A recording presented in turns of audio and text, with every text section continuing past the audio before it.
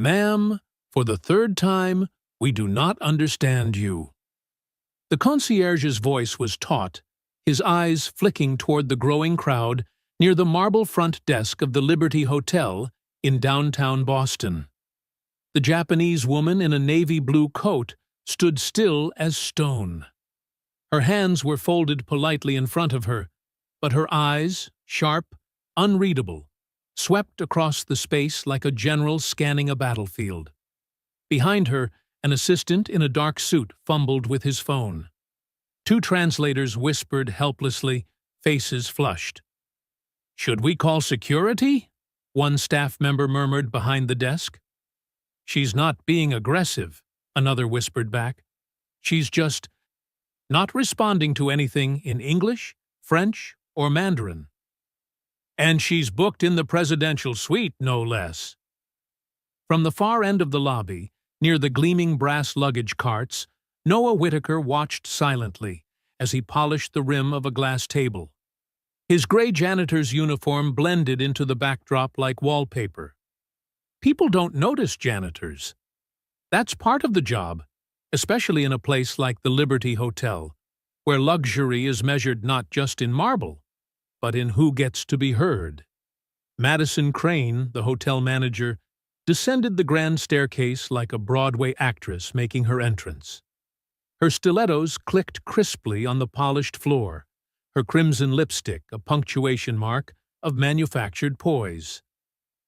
"Good morning," she said with rehearsed calm, placing both hands on the desk. "I'm the general manager here. How may we assist you?" The Japanese woman didn't respond. Madison repeated herself, firmer this time.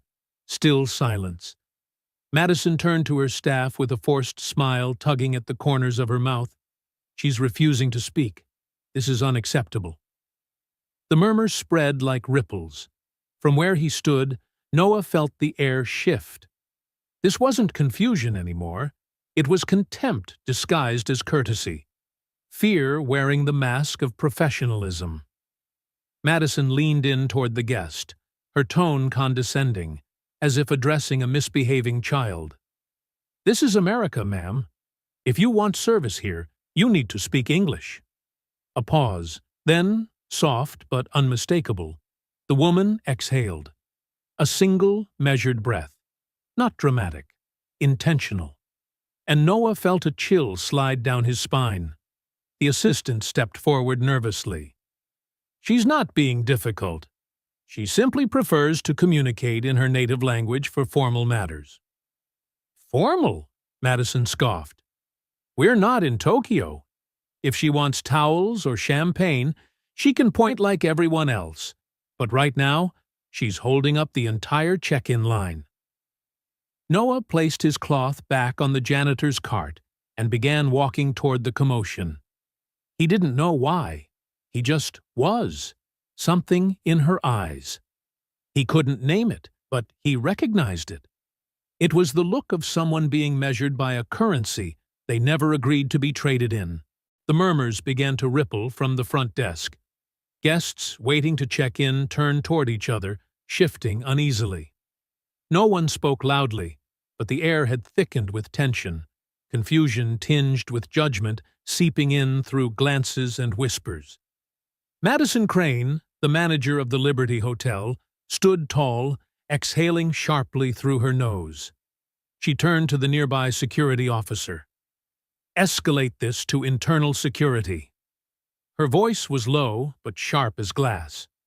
The Japanese guest's assistant, a young man named Kenji, rushed forward, positioning himself between the guard and the woman. "Please don't do this. She's not being disruptive. She's one of the most respected business leaders in Japan." Madison frowned. "Then why won't she speak?" Her voice was rising, loud enough to make nearby guests shift back, bracing for escalation. "This is a 5-star hotel, not a language class.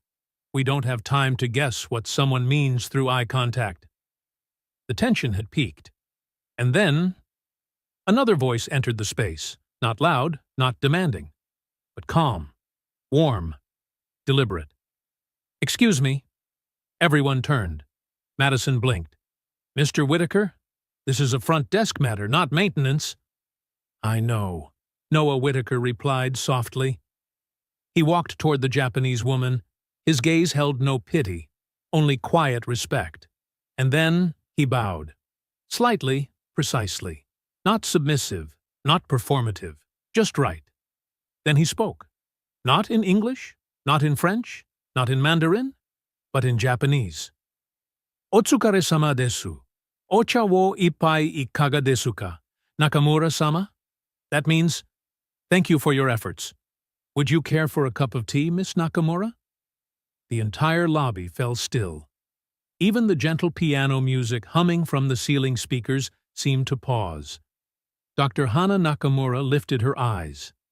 They softened, not from surprise, but recognition. The recognition of being seen. She answered in Japanese, her voice fluid and melodic like wind brushing over the strings of a koto. Noah nodded. He gestured toward the lounge near the tall glass windows. We can sit there. No pressure. No need for words. Kenji stammered behind them. He's using Kyoto dialect. Madison gaped. Where did you even learn Japanese? Noah smiled faintly. I think what matters now is that she's finally been heard. Madison opened her mouth to protest, but before she could speak, Hana raised a hand. Calm, steady, like a conductor ending the first movement of a quiet symphony. She turned to Noah and spoke again. Okotoba ni amaete. Yoroshiku onegai shimasu. Which means, I'll gladly accept your offer. I look forward to your kindness. And just like that, the most powerful woman in the room let go of her suitcase and walked, not with the manager, not with her translator, but beside the janitor, toward the quietest corner of the hotel. No one said a word, but in the silence left behind, a new question began to form. It wasn't, who is she, anymore. It was, who is he? Inside the lounge, warm light spilled across mahogany tables. Gone were the scents of perfume and disinfectant. Here, it smelled like black tea and old books. Hana sat with the kind of practiced grace that only comes from a life of discipline. She didn't look fragile. She looked contained. Noah stood for a moment longer, not out of hesitation, out of awe. There was power in her stillness. She was like a violin string tuned not to snap, but to sing. He left briefly and returned with a small tray of tea. His hands didn't tremble. His movements were careful, reverent almost, as if he'd done this 1,000 times and still remembered to be gentle every time. They sat across from each other. No one spoke, only the sound of tea being poured and the slow release of breath. Then Hana broke the silence. In Tokyo, I speak often, but here, when I speak, people only hear my accent, not my meaning. Noah nodded. Here, people listen for what confirms their assumptions, not for what challenges them. They held each other's gaze. There was no need to explain. I came here to close a deal, Hana said. But maybe I walked into a test. Noah smiled softly. And I think you passed it, without saying a word. Inside the quiet lounge, afternoon light streamed through the glass walls, casting soft glows over the dark walnut table where the two sat. The faint scent of jasmine tea mingled with polished wood and clean linen. Every clink of a spoon, every breath, seemed amplified in contrast to the clamor of the lobby outside. Noah poured the tea with hands both strong and gentle, like someone who had practiced the art 1,000 times. He didn't speak at first. Instead, he watched how Hana lifted her cup, both hands reverent yet natural, as if she had done it all her life. Perhaps she had. They both took a sip. I used to think that when language becomes a barrier, silence becomes the enemy, Hana said softly, eyes fixed not on Noah, but somewhere beyond his shoulder. But sometimes, in silence, I feel more heard than ever. Noah nodded, rotating his cup gently so the tea left a ring of ripples. I understand, he replied. When my wife passed away, I couldn't speak. Not because I didn't know what to say, but because no words ever felt large enough for that grief. Hannah paused. She turned to look at Noah for the first time since entering the room. When did she pass? 3 years ago. A car accident. She was driving home. We had argued that morning, and that was the last time I ever heard her voice. Noah stopped. No tears, no dramatic pause. Just truth, quiet, raw, and clean, like a blade.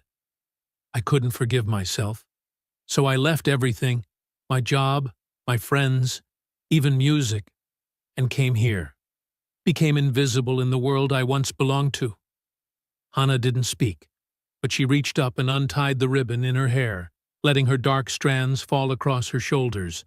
A small gesture, but one that seemed like an answer. The first time I came to America, I was 21, she said. I was chosen for an MBA exchange program at Stanford. I thought I was fluent in English, until a professor looked at me like a toddler just because I mispronounced leadership. She laughed gently, but it wasn't a happy sound. In Japan, I was known for speaking fast and decisively. Here, every time I spoke, they told me to slow down, smile more, sound less robotic. I stopped recognizing myself in those requests. Noah leaned forward, his chin resting on one hand. So you chose silence? No, Hannah replied, lips tightening slightly. I chose discernment. I stayed silent when I knew they weren't truly listening. But I kept speaking, to those who listen with their eyes, not just their ears. That sentence hung in the air like a sustained note in a song. Noah smiled faintly. You're not the first I've seen misunderstood here. But you're the first who didn't try to prove anything. You just stood there and let the world reflect on itself. And you? Hannah asked. Why did you learn Japanese? Noah raised his brows slightly, as if dusting off an old memory. I once played shamisen for a teacher from Kyoto. He didn't speak a word of English, but every note he played felt like a conversation with the universe. So, music is a language. And language is rhythm, Noah nodded. You can mess up grammar and still be understood, but mess up the rhythm, and it breaks. Hannah set down her teacup, tilting her head. Do you still play? Noah shook his head, then nodded. Only at night, when no one's around. Then I want to listen, Hannah whispered. That line wasn't just an invitation. It was a key turning in a long locked door. And for Noah, who had lived like a shadow for 3 years, something stirred. All right, he said, but on one condition. Hannah raised an eyebrow. Next time, you teach me how to say leadership with a proper Kyoto accent. Hannah burst out laughing, the first true laugh since her return to America. Light, spontaneous, like she had just taken off a mask she didn't realize she was still wearing. In that moment, neither spoke, but something between them had shifted. They were no longer a misunderstood businesswoman and a janitor who happened to speak Japanese. They were two souls who had once chosen silence, now finding each other through tea, memories, and the rhythm of the unspoken. The story began to spread just hours after that afternoon tea. A hotel guest had casually recorded the moment when Noah stepped out from behind the window he was cleaning and spoke fluent Kyoto-style Japanese. A soft invitation for tea, yet powerful enough to silence the entire lobby of the Liberty Hotel. The video was less than 40 seconds long, but overnight it surpassed 2 million views. The caption was simple: "The janitor who listened." And the hashtag, "The janitor who listened," began to spread like wildfire. Every frame was reposted across Reddit, X, Twitter, TikTok, and even LinkedIn, where people normally talk about strategy and KPIs. But this time, they were talking about kindness, about how a window cleaner became the only one sensitive enough to truly listen. Up on the 17th floor of the hotel, Madison Crane was fuming. Who gave him permission to intervene during a VIP check-in? Who allowed a janitor to step between the front desk and the guest? Her voice was sharp as vinegar. In the room, Tara, the head of PR, silently watched the screen replaying the viral clip. She was the first to see the public's response. She had already read comments like, "I used to be a housekeeper in Chicago. People like Noah are the backbone of the hospitality industry. Japanese culture values humility. That CEO will never forget being greeted in her own language." Madison slammed her hand on the table. "Tara, we need to get ahead of the media. Do you understand?" Tara took a pause, then replied slowly, "The thing is, we can't control something that doesn't need PR. This isn't a scandal. It's a real moment. And it touched people. I don't care about feelings. I want control of our image." The next morning, an internal memo was circulated. Temporary suspension of employee Noah Whitaker due to acting beyond his authority during work hours. One sentence, cold and dry. The paper was taped inside the staff locker room. Marcus, the night shift receptionist, was the first to see it. "Unbelievable," he muttered, tearing the notice down and stuffing it in his pocket. "If there's a crime here, it's being too decent." Noah sat alone on the stone bench behind the hotel, where he usually ended his morning shift. He had received the notice but showed no reaction. No anger, no sadness, just that old familiar feeling creeping back. The feeling of being pushed into the background. Hana came to find him. She didn't say much, just sat down beside him and placed a small paper bag in his hands. "Dorayaki," she said. "My mom used to make it for me before every important exam. Today's your test." Noah chuckled softly, the kind of laugh that doesn't need a reason. "I didn't mean to go viral. I just didn't want you to stand there alone." "I know," Hana replied. "Some people do things for the spotlight. Others do it simply because it's the right time." But the internet didn't leave Noah alone. From a short clip, people began digging deeper. A 5-year-old blog post suddenly resurfaced, a touching story by a former high school student about Mr. Noah Whitaker, the only teacher who didn't mock me for playing piano with one hand. Then, a photo from a 2014 recital was unearthed. Noah in a tuxedo, standing under stage lights. Not a janitor, an artist. Each tiny puzzle piece painted a new portrait. Not just the janitor who speaks Japanese, but a man who once had the spotlight and chose to walk away from it. In the conference room, Madison was practically on fire. The Japanese CEO just sent a handwritten thank you letter directly to Noah, Tara reported calmly. So what? He's still janitorial staff. He doesn't represent the brand. "Madison," Tara looked up, locking eyes for the first time. "Maybe that's exactly why people are moved. Not because Noah was assigned, but because he chose." The janitor who listened had now surpassed 10 million mentions. Some guests returned to the hotel just to ask, "Is Noah still here?" Others sent handwritten notes, flowers, even tea. In classrooms, teachers began holding discussions about nonverbal listening.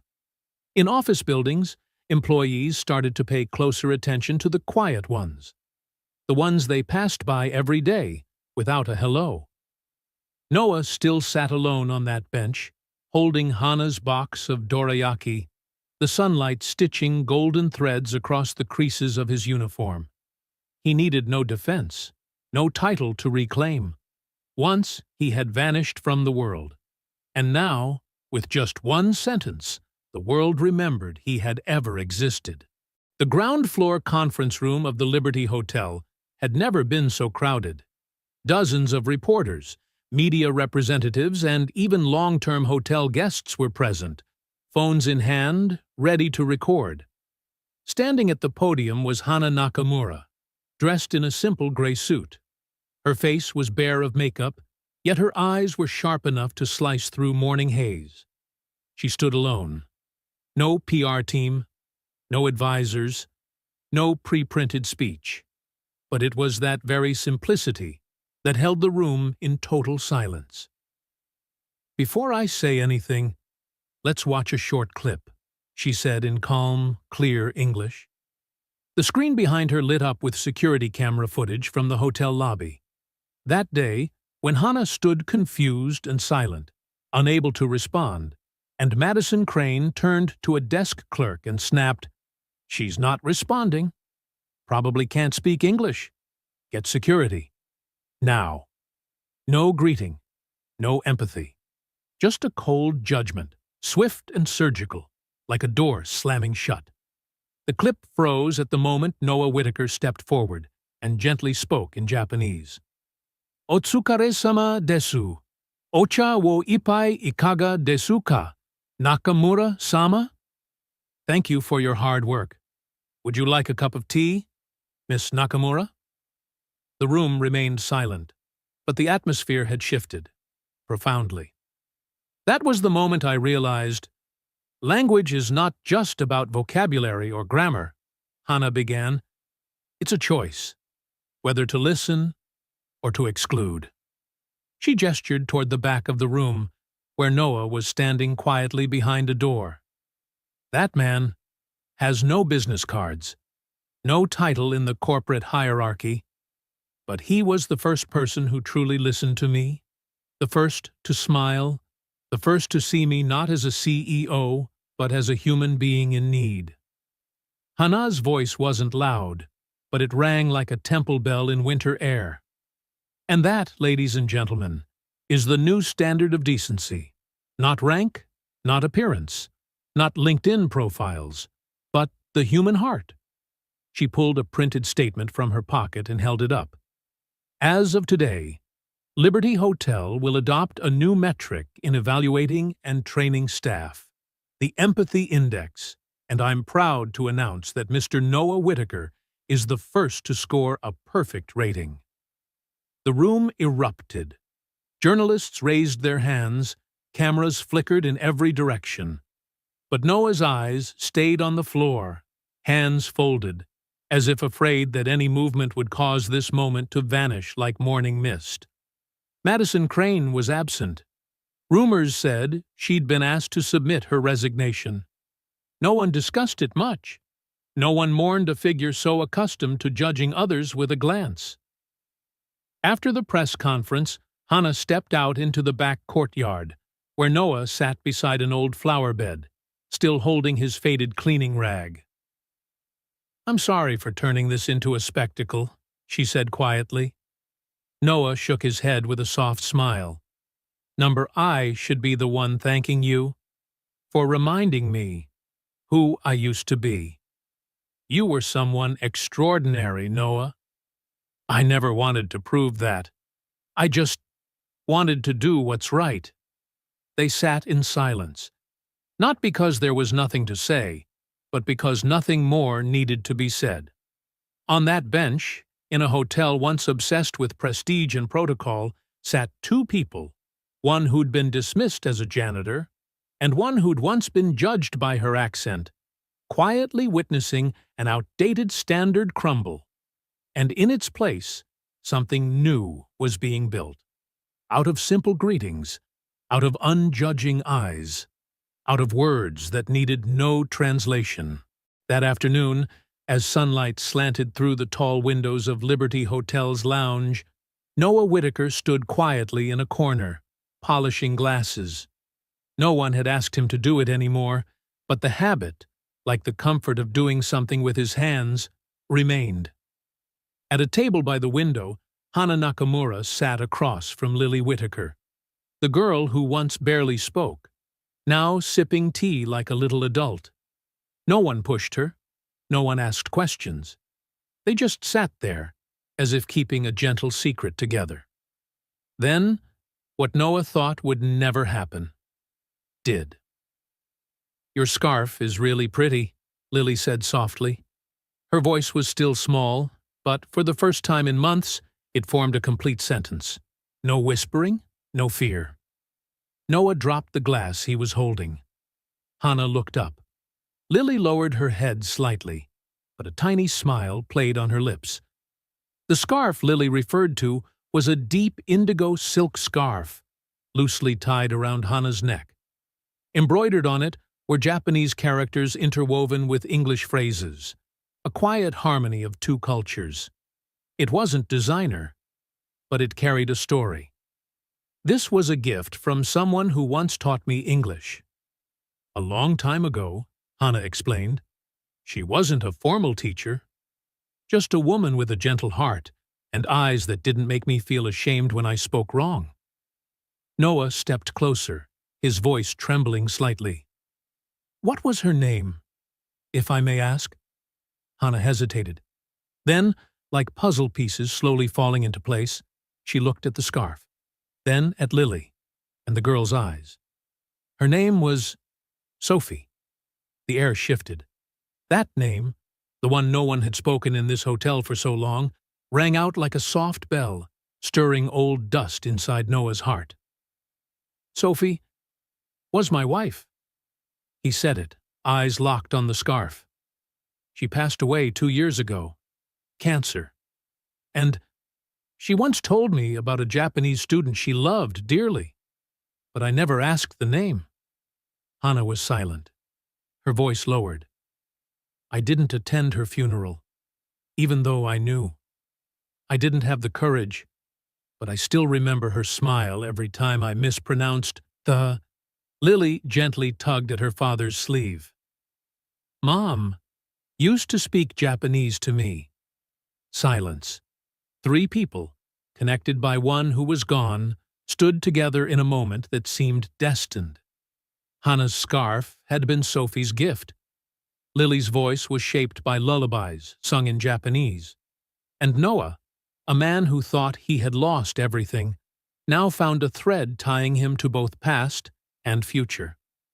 "Maybe she never really left," Noah said softly, smiling at his daughter. "Maybe she's still teaching, through the people she touched." Hana nodded. "Kindness never disappears. It just changes form." That evening, for the first time in years, Lily asked to hear the lullaby her mother used to sing, in Japanese. She sat beside Hana at the old piano in the lounge. Hana played slowly, each note falling like soft raindrops under the warm golden lights. Noah stood behind them, one hand resting on Lily's shoulder. The song rose in 2 voices, Hana's and Lily's, blending into each other as if Sophie were sitting there with them, smiling. No one cried, but every heart in that room fell silent. Not from pain, but because something long lost, something warm, tender, and profoundly human, had just come back to life. A week after the press conference, the lobby of the Liberty Hotel returned to its usual calm. But the atmosphere had changed. Madison Crane officially resigned. Hana was invited to join the Multicultural Advisory Board of the hotel chain. And Noah Whitaker, the man who once walked silently behind a mop, was no longer hiding. He and Lily didn't leave the hotel. Instead, they moved to the penthouse floor, once reserved for VIPs. Hana moved into the room next door. No one explicitly called it a family, but that morning, breakfast included 3 people, 2 cups of tea, 1 glass of milk, and a soft song playing from an old speaker. Lily, her eyes now bright, was no longer the silent little girl. She munched on pancakes while painting, her brush capturing sunlit dots on paper. Hana quietly brewed tea, her robe draped casually over the chair. and Noah, dressed in a simple white shirt, peeled an apple with calm, precise motions. No one was in a rush. No one needed to say anything. That afternoon they walked together through a small park nearby. Lily ran ahead, then picked a tiny daisy and tucked it into Hannah's hair. "She looks like Mom," Lily whispered as she walked back to Noah. Noah nodded. "Not like a replacement, but like a bridge." Hannah overheard that, but didn't turn around. She simply squeezed Lily's hand, now entwined with her own. That night, Lily asked to sleep in Hannah's room. Noah agreed. He stayed alone in the penthouse. The faint smell of old varnish still lingered, but somehow it no longer felt cold. On the desk, he laid out a blank sheet of paper, picked up a pen, and began to write. Not for the media, not as an apology, but for his daughter. A letter, like a quiet whisper. "My dear daughter, by the time you read this, you might not remember how today began, but I hope you'll remember how it felt. That feeling of someone sitting beside you, eating breakfast in silence, and still feeling warm. Some things in life don't need to be said out loud. Like when you know I'm sad, even though I smile. Or when you draw pictures of Mom, though you barely remember her face.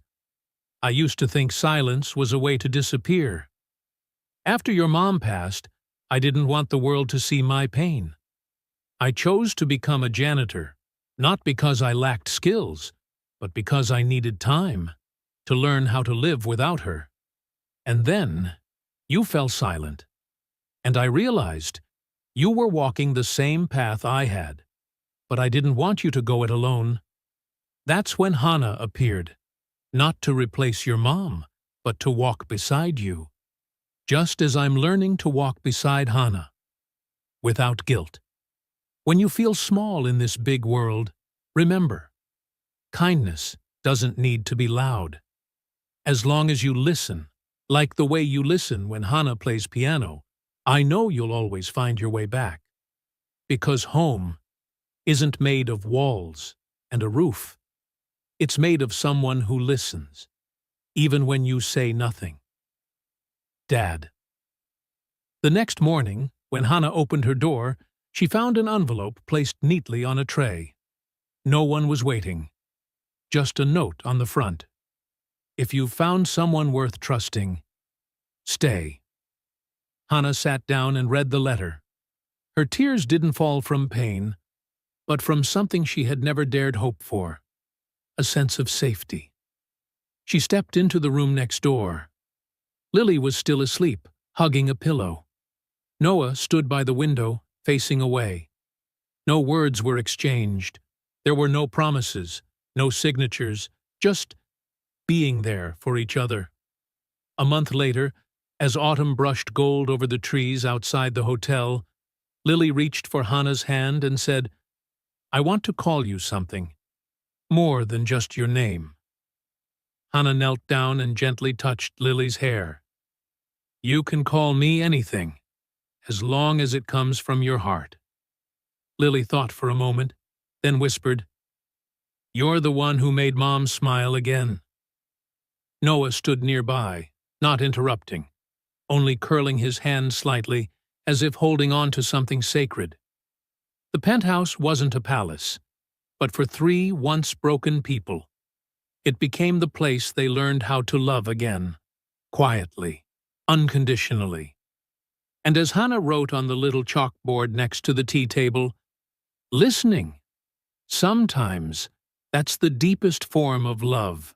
The conference room in Boston wasn't large that morning, but every seat was filled. Women in tailored suits, elegant dresses, and even jeans and sneakers sat quietly as the spotlight lit up the stage. Hannah stepped up to the podium in a cream-white dress, minimalist yet refined. Her hair was neatly pinned back, and on her lapel, a sprig of dried lavender, a gift from Lily. "Good morning," she began, her voice soft but resonant. "I once lived inside a cage called silence." The room went utterly still, not a cough, not a shuffle. I came to America with a tiny suitcase and an even smaller vocabulary. I learned to bow slightly, smile politely, nod frequently, to stay invisible.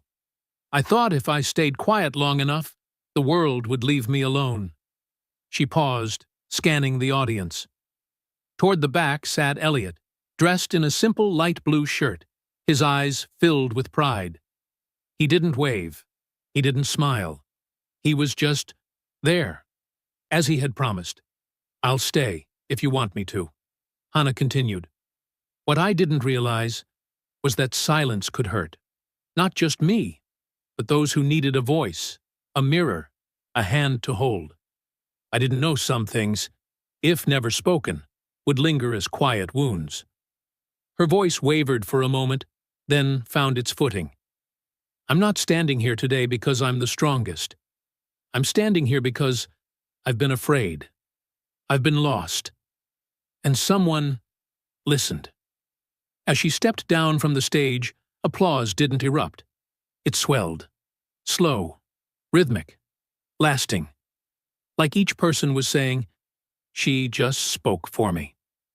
Outside in the lobby, Charlotte, the little girl who had once gone a whole year without speaking, now stood proudly by her mother. She walked toward Hannah, holding a small bouquet of lilies. "Miss Hannah," Charlotte said, voice trembling but clear, "I practiced all week to say this." Hannah knelt down, opening her arms. "Thank you for helping me find my voice." No one could hold back tears as the two embraced. One woman who had once been silenced by shame, and a child who had been muted by grief. A month later, Hannah and Lily released their debut children's book, The Girl Who Drew Silence. A story about a girl who didn't speak, but painted her dreams in watercolors. Lily illustrated the book. Hannah wrote the words. It was published in English, Japanese, and Vietnamese. The launch event was intimate, just a few dozen guests, but every face was meaningful. Tara, the fearless PR woman, Mr. Ishikawa, the first hotel guest who ever saw Hannah as more than a maid, and even the elderly doorman who once offered her salt candy while she cried in a restroom years ago. Then, one spring afternoon, in a quiet garden behind the Liberty Hotel, a wedding took place. No extravagance, no fanfare, just simplicity and warmth. Hannah wore a white ao dai. Elliot wore a navy blue suit. Lily walked between them holding a basket of flowers, her lace dress fluttering like a tiny fairy. There was no officiant, no big band, just the wind through cherry blossoms and a soft piano piece Hannah had composed. "We don't promise never to feel lost," they said. "We don't promise we'll always understand each other immediately. But we promise to stay, and to listen, like you listened to me, and like you listened to the world, even when the world overlooked you." As the sun dipped behind the treetops, they released floating lanterns into the dusk. On each lantern, words were scrawled, "Home is someone who listens." Silence has color, shape, and a heartbeat. I found my language, and it didn't have to be words. Elliot held Hannah's hand. Lily sat nestled between them. A family not built by blood, but by attention, healing, and presence. Maybe you've never found the words. Maybe you were once told your voice didn't matter. But if this story speaks to you, even in a whisper, know this: silence doesn't mean absence, and being quiet doesn't mean invisible. Sometimes those who listen the deepest are the ones who carry the loudest truths, and if no one ever told you, you matter. And your voice, however soft, has power. If this story moved you, even just a little, hit that like button to support stories that amplify the quietest voices. And don't forget to subscribe to True Tale Time, where every whisper matters and every silence has a story.